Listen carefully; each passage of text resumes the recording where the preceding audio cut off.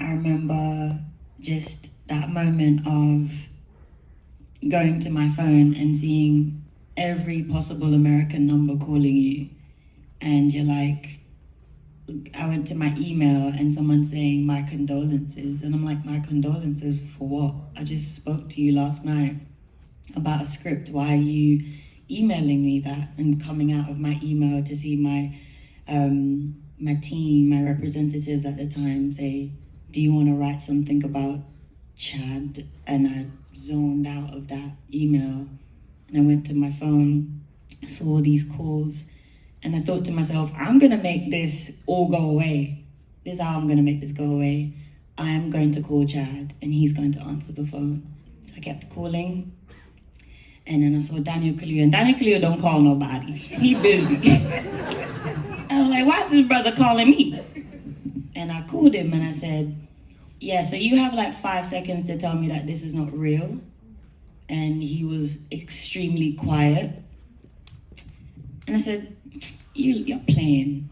And he heard me fumbling for my other phone. He heard this call, this phone ringing. He said, what are you doing? I said, I'm calling Chad. And he said, Tish, the family. And that's when I lost it. So then months later, I'm talking to Ryan and I'm thinking, how do you want us to do this? This is impossible. And I made this poem for Chad. Everyone was posting videos and they were posting pictures and stuff and writing statements and stuff, and I couldn't bring myself to do that. I just was sat at my laptop like every night, like finding stock images, free stock images, of the most, of nature, of water. Crazy that I was using water in that video, because water is so significant in this movie. I kept finding images of water to represent my tears, to represent my heart, to represent flowers blossoming, like just putting something together. And I wrote a poem for him and I posted it. And I saw everybody reading it and it got like 1 million views and stuff. And I just thought that's like the best way I can interpret how I feel right now. And then Ryan, when he was talking me through the script, he was like, I looked at that poem and I feel like the way that Shuri, the way we can navigate the emotions of this film is also through the lens of Shuri's eyes and feelings. So it was an impossible thing for me that became possible with Ryan's guidance. And I found that instead of closing up, I had to open up in order to express what Shuri was feeling. So in order to tap into that dark, deep place that she was feeling, I had to be real about the dark, deep place where I was at, where my cast members was at, where Lupita was at, where Danai is at, where we're going to the park talking about the project and we're tearing up. Like, I just had to just access that emotion and apply it to the film. So yeah, it was hard, but because I was going through those different stages of grief with my cast members, I knew how to tap into it. So it was just about telling the truth. So yeah. You know, and I had to do... Are we good? Yeah. So please continue, as we talked about Nakia and the fact that you were very mad at the gentleman to your left when you realized that you had to be the strong, silent one in this one. Yeah. I was just telling them everything, Ryan. No, so Nakia is obviously dealing with grief in a way more, I don't know, measured way than I was feeling when I was tasked to play her. My grief was still very chaotic and dark and just raw. And Nakia was dealing with it in a way more measured and gracious way than I was feeling. But I remember when we were making the first film, having a conversation with Ryan and him expressing who Nakia was for the Black Panther, and I think you used the term oasis. That's what Nakia was for T'Challa. a moment of calm in the storm. And I think in this film, a lot has changed for her. She's lost that central love in her life, but she still plays the role of the grounding force and that oasis. There's something, Nakia seems to have access to more information and emotional understanding than, say, Shuri. And so what she was for T'Challa, she becomes for Shuri. And I saw the wisdom in that, because with her being the love of the Black Panther, in her stability, we as an audience get the sense that it's gonna be okay. And that's his wisdom. First as a writer, but also as a director, after the shock of the moment of losing Chadwick, obviously as a friend and collaborator, but then after that, after the homecomings, after the remembrances, wisely and graciously chose to, in this endeavor, make sure that Chadwick was honored, almost like it was a score underneath the film as much as Ludwig. And that's very present. But then that is what you, I think, as Ryan Coogler, the friend of Chadwick Boseman, was doing. But then Ryan Coogler, as the director, you also have to then, this is a behemoth of a film that was difficult in every endeavor, on top of the fact that it was filmed in the middle of a pandemic. How did you balance those two sides of it when you were first sitting down to write the script and knowing that you'd set yourself this task? And I have to say, we've seen the proof and it's incredible, but I know that that was not something that was done without a huge cost. Yeah, that's a great question. And I guess you asked, like, the two things are navigating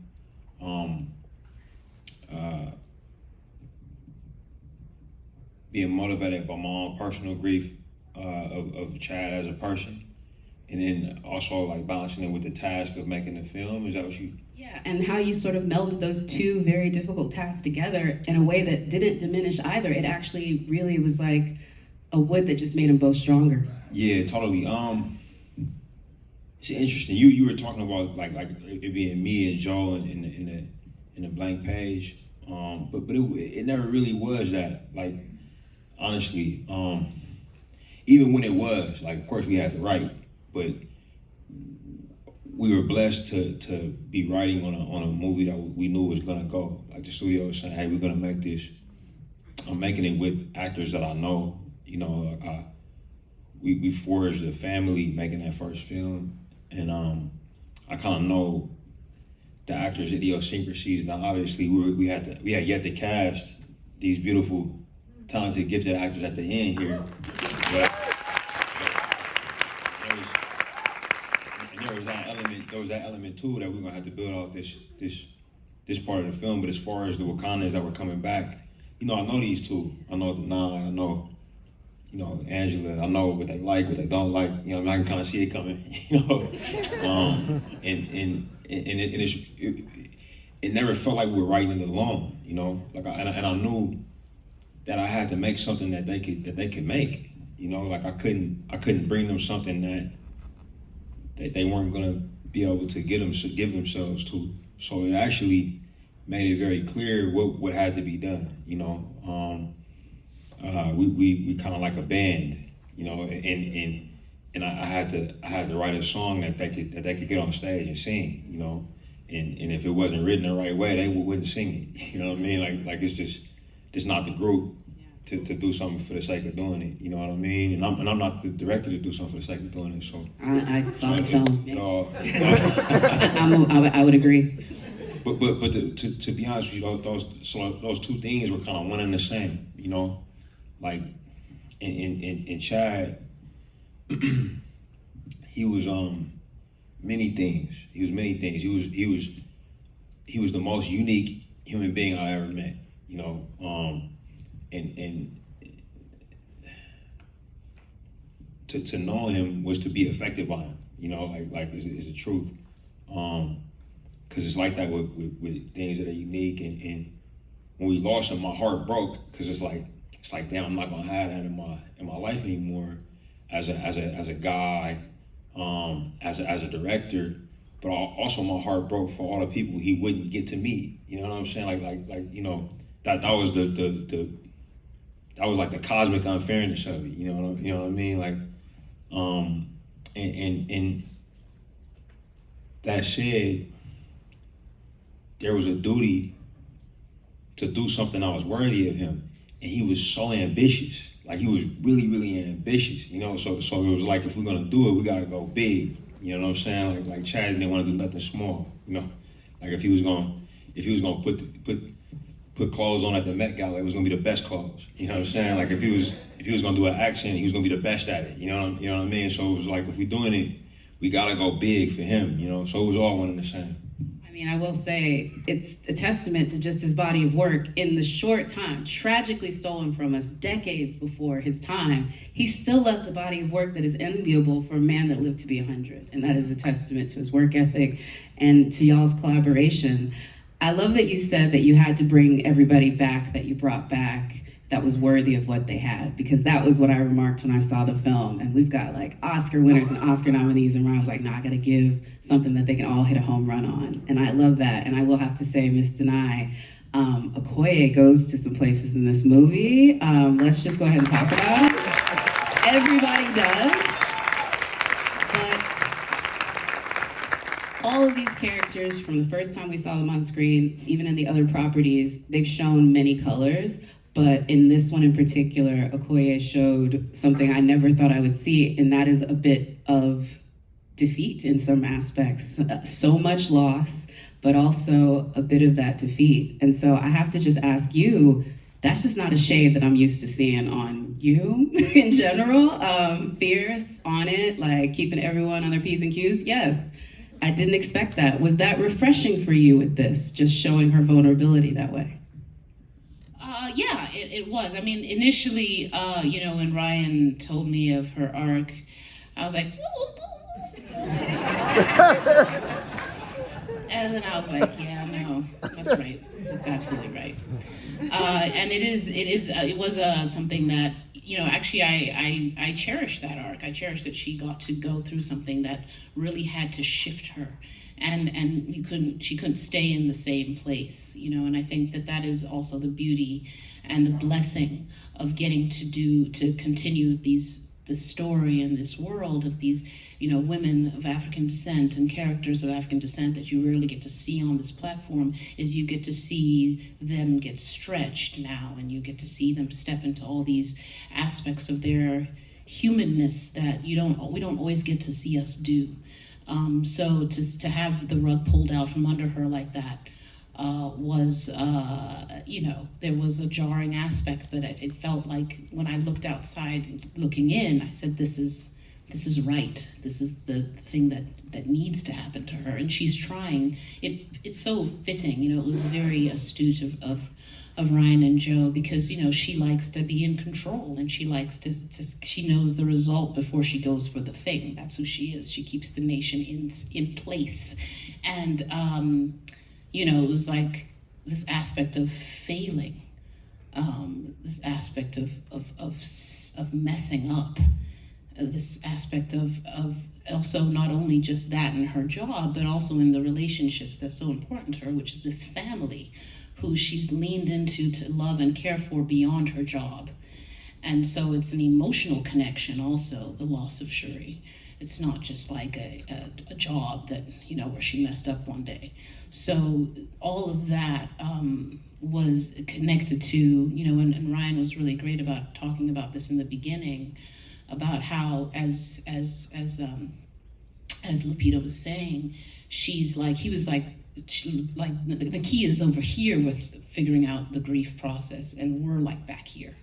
And the idea of how do you actually, you know, my way of dealing with it is, I'm gonna fix everybody. I'm gonna take her, she's gonna come on this mission and she's gonna get right. You know, we're gonna make her right this way. And it's not what happens. And I haven't dealt with my own process. And so, you know, I start to trip. And, you know, that sort of a journey for all of us to get such singular journeys is just a real blessing. And the beauty of it is we don't see that often enough on the screen. So I was thankful to be a part of that.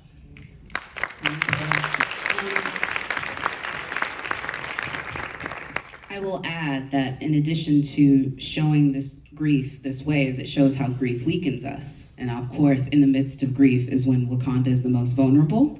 And I will say, Alex and Mabel, y'all came with it in this movie. And as SAG, thankfully, honors both what you guys do as performers individually and collectively, they also honor the stunt performance. Mabel, I have to talk to you about what they put you through, because I heard y'all had the longest runway with the underwater and all of the stunts. So how much did Ryan put you through, and how quickly did you regret that call from Markle? Yes, I'll start with you, Mabel. Wow, this to me is an amazing experience because I spent a lot of time in my life, 1 year training a lot of things, you know, because I started this movie and I didn't speak English too, so now I feel very proud of me. Actually, thank you for that. And at the same time, I was learning to speak Maya, and that was hard because my coach is Mayan people, so I need to represent with dignity to my people, so you need to speak very well. It's like, oh my God, okay. Oh no, this is great. So he was putting his entire nationality on your shoulders. Ladies and gentlemen, I want to remind you, they are available for voting in all categories. She had the entire Mayan race on her back with this. Was a lot of things because was really fun, but was really hard. It's like, okay, you need to learn English, you need to learn Maya, you need to put your body under the water, and you need acting, and you need. Actually, I hold my breath for 6 minutes and a half. So that is what I did. This is for folks that don't know. They all did like underwater training, and you were the record, right? You were the record underwater. I heard she was like in this movie. Okay. Yes. Lupita, we're gonna get to y'all talking about stunts too, because I know y'all went through it, especially Okoye. We saw the spear, and Letitia, we obviously know, but Alex, like I will say this. You saying warrior, that's gonna be a thing. That is gonna be a thing, for sure. But also the casting process too, because Sarah Holly-Finn does an incredible job when these directors like Ryan put them to a task, like casting authentically with, you know, people that are supposed to look like they're centuries old and intimidating. And Alex, sir, both in what you were able to do on screen and in presence, sir, you delivered in every aspect of that. But it's got to be strange getting cast into something like this, knowing exactly what you're sort of getting entails. But talk about that process. And then, like, seriously, I do think it's something to be said for getting a job of this scale with such a huge movie. Honestly, I had no idea what I was auditioning for. I had no information. I had some size that didn't make much sense, as the Marvel process. The look, y'all, it's a really good look right here. But it was exciting, you know, just being here, being able to share this with all these amazing film actors, filmmakers, and I gotta say I'm really proud of the process that Mabel, Tenoch, and I had together. You know, the underwater training. That was a lot. That was quite a lot. The Mayan process, just from like the first week, you know, like my first week, I was only down there in the tank for 10 seconds, you know, 10, 30 seconds. I mean, I didn't reach 6 minutes like someone next to me, but you know, I went all the way to almost 4 minutes. And to see that progress from her, from Tenoch, from me, as well as the Mayan, you know, the first week we couldn't even like do the, you know, the Mayan sound, to actually seeing it, performing it, and then seeing it on the screen, it's such a proud moment that, yeah, we did it, we got through this. And I'm just grateful for this opportunity. And Ryan is such a, he brings the humanity out of each character. And for me, he really found a way to communicate, like personally. Like I really felt like he was just talking to me at the moment. I remember our first meeting, you know, we were just talking about where'd you grow up, you know, what do you like to eat, where's your family from, you know, what kind of sports do you like? And then we started talking about basketball. And that's one of the languages that he used to communicate with me during the shoot. You know, it's basketball analogies. And I'll say this very, it's a very happy memory. There's this scene where when Tenoch gets on the ship with Shuri, and then they fly away, and then Brian comes up to him and he's like, all right, listen, so this moment, you know, he's untouchable. No one can get close to him, no one can beat him, no one has ever been this close to like touching him. You know, he's perfection. And then I'm like, okay, perfection, you know, undefeated kind of thing. And I'm like, oh, 2016, right? Golden State Warriors. Best record in the NBA, right? Go to the finals. Then that moment when Kyrie hits that shot, is that the moment you're kind of talking about? Man. Yeah. For those who don't know, Mr. Ryan Coogler is Bay Area till he dies, okay? And I'm like, motherfucker. Wait, I thought I was gonna get fired right there. But wait a minute though, what I hear and what I really love, and I love when we get directors in these conversations because you actually hear how incredible they are with their craft. This is what I hear. I hear the emotional intelligence of the director who asks each actor about what they have interest in them so that he can give them direction that's tailored to them. I hear a director that's humble enough to make himself that way, to do that. And then we see a film where every single one of these Oscar-worthy actors on this stage is giving an Oscar-worthy performance, a SAG-worthy performance, to the highest honor that we can do. And so I kind of have to say, yeah, this is like a good formula of that. But I have to say for a man, considering how well you wrote all of these women on stage, particularly Ramunda, where do you go for that? I know you draw it from yourself and the people around you, but there's a level of intelligence for the different shades of Black femininity that you show in this, of femininity in general, the relationships between mothers and daughters that is, honestly, as a woman, I'm like, I don't know if I know it that well. And so, yeah, where did you go for all of that?